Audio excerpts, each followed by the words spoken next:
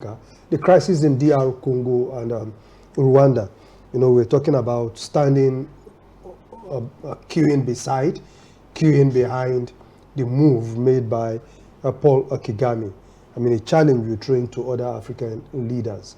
But then you look at crisis here, crisis there, crisis everywhere on the continent of Africa.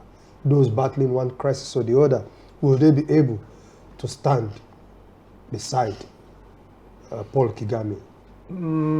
Well, people who study and comment on the international system say that the international system is one of conflict and collaboration. It is one of discord and cooperation. So what we are seeing now in the Democratic Republic of the Congo and in the eastern part of that country in particular, they call it the Lake Kivu area, is that there is a conflict. And that conflict is because there is a rebel group called the M23. M23 is the outcome of a March 23rd meeting about a decade ago. And the issue is that there is a very strong Tutsi component of the population in eastern Congo. And the Tutsis are part of Rwanda. So there is the perception by the Tutsis of the DR Congo that they are being marginalized in their country. So there are over 100,000 refugees of Tutsi origin in Rwanda. Now, Rwanda already has an ethnic problem between the Hutus and the Tutsis, which resulted in a genocide 31 years ago. So they are afraid of, if the continued marginalization, that's a sin of illegal mining in the Democratic Republic of the Congo, which a lot of people say is responsible. That's the kind of money, $800,000. And we have, you can see 4,600 people displaced in North Kivu and South Kivu. These are provinces in Democratic Republic of the Congo. So Kagame's government in Rwanda doesn't want a resurgence of Tutsi refugees in the country, so that it does not lead to another round of violence in his own country. So he is therefore supporting the Tutsis of Democratic Republic of the Congo to have a good footing, a good standing in Congo, so that they don't come and swamp his own country and another civil war breaks out. Now, in between, the President Tshisekedi of Democratic Republic of the Congo, he has so many ethnic groups in his own country, maybe about more than a dozen. So it's as if the Tutsis are causing a distraction to him.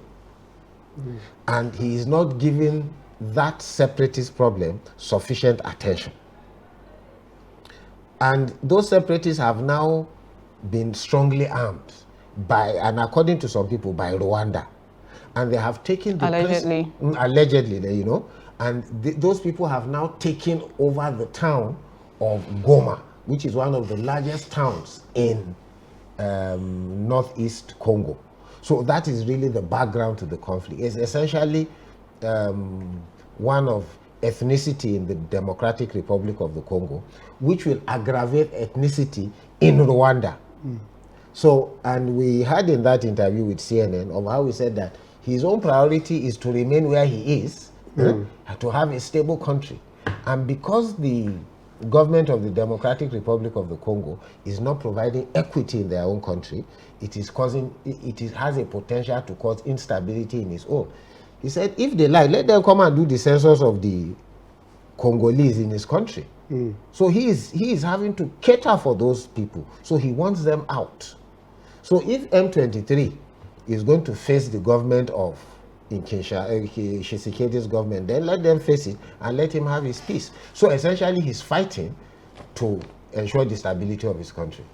Well, we hope at the end of the day, all of these will abate and African leaders can concentrate their effort on better things. For their people, yes, because these conflicts are very, very demanding.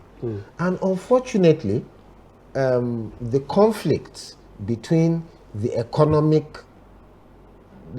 interests and the security requirements is what always leads to this. Now, those batteries and all these panels for digital and electronic things are made from these rare earth minerals.